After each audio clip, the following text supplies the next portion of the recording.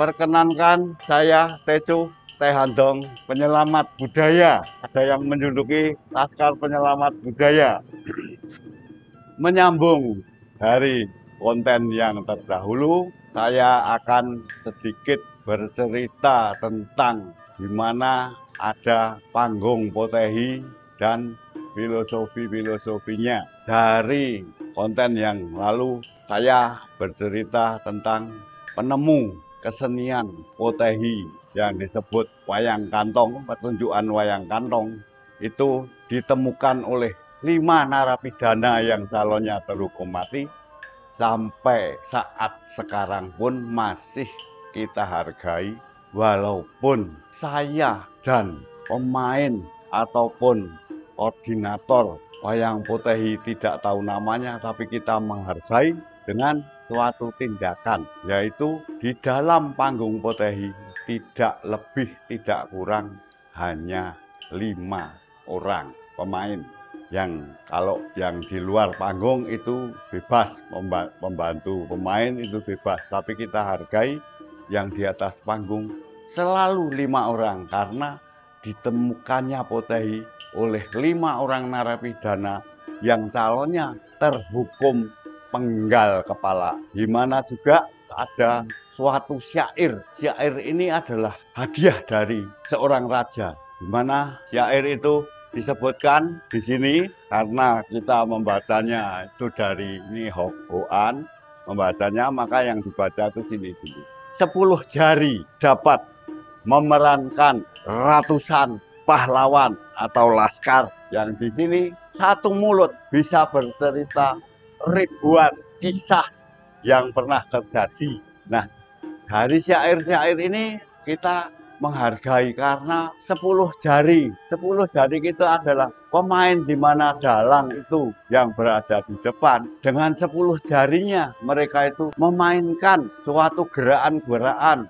Di mana gerakan itu mungkin bisa gerakan seorang pahlawan, seorang laskar, ataupun seorang dewa yang dipercaya oleh rakyat setempat waktu itu. Juga filosofi di panggung Potehi ada satu pintu di mana pintu itu adalah pintu dewa. Di sini ada satu pintu di mana pintu itu adalah pintu dewa. Waktu pertunjukan misalnya di sini itu adalah rakyat jelata biasa. Bisa juga pintu itu dianggap itu adalah pintu kerajaan, di mana yang di atas itu harus seorang pengawal istana ataupun apa, yang di bawah rakyat jelata. Hari filosofi ini juga yang pertama kita bakar adalah tengah, di mana kertas yang tengah ini kita bakar awal dari pertunjukan, di mana tengah itu sudah terkenal tempat berkumpulnya titik dari 4 penjuru. Nah, maka yang terakhir dibakar adalah kertas yang dimana 4 penjuru. 4 penjuru ini kita bakar supaya berkah menyebar ke 4 penjuru. Ada suatu syair juga, di 4 penjuru dunia semua adalah saudara. Itu dapat kita teladani di filosofi Potehi ini. Ini adalah 4 simbol 4 penjuru mata angin. Semua adalah saudara berkumpul di tengah. Nah, dari beberapa kali kita pertunjukan keliling ke tanah Jawa, ada suatu yang menyentuh hati nurani saya maupun dari beberapa pemain. Karena pertama kali 4 dewa keluar itu memang dari tradisi dan budaya kita, sesuai dengan pitutur leluhur terdahulu. Itulah kesempatan di mana yang tasya itu dapat memberikan suatu, kalau bahasa Jawa namanya bebungah untuk pemain, kalau dianu namanya angpo. Entah berapa jumlahnya kita tidak memperhatikan, tapi yang penting itu adalah suatu angpo, itu amplop merah, amplop kebahagiaan. Menyambut kebahagiaan itu datang untuk diri kita, untuk lingkungan semua, untuk semua yang menonton. Pernah juga satu kejadian juga di tempat ibadah ini. Sewaktu setelah 4 dewa itu kembali ke pertapaan masing-masing, maka ada namanya satu adegan yang ini sudah dilestarikan oleh leluhur-leluhur kita terdahulu, yaitu tarian dewa pembagi rezeki. Dari tarian dewa pembagi rezeki itu mereka saling menengadahkan tangan, menerima dari pembagian rezeki itu dari dewa pembagi rezeki.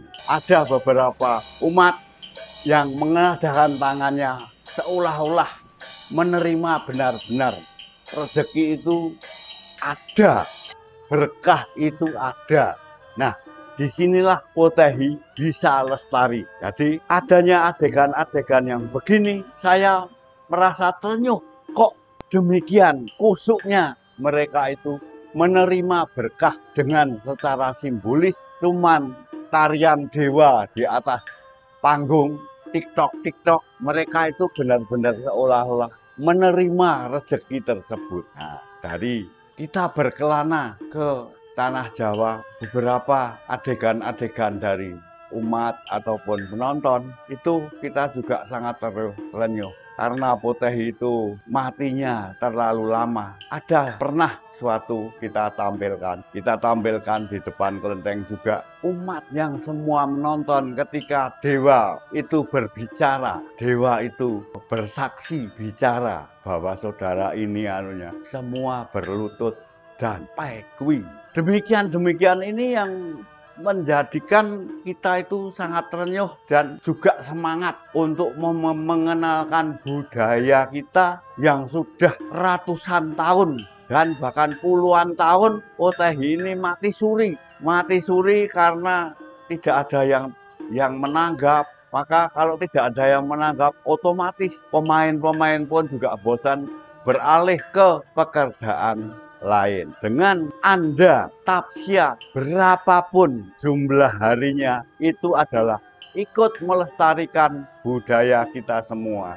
Di mana Potehi itu sudah menjadikan suatu budaya di Nusantara. Kenyataan yang bisa kita lihat, semua pemain adalah full orang pribumi tanah Jawa. Sedangkan budaya ini, tontonan ini asalnya itu dari Tiongkok, tepatnya dari daerah Fujian. Nah, tapi mereka dengan sabarnya tetap memainkan walaupun tanpa penonton. Tapi dengan adanya Potehi di depan kelenteng ini, semua kita akan berusaha. Potehi akan segera mendapat pakemnya. Jadi Potehi jangan melenceng dari pakem. Potehi adalah persembahan untuk dewa tuan rumah di suatu kelenteng dan leluhur-leluhur kita yang terdahulu yang sudah meninggal yang berkenan menonton Potehi tersebut. Terima kasih.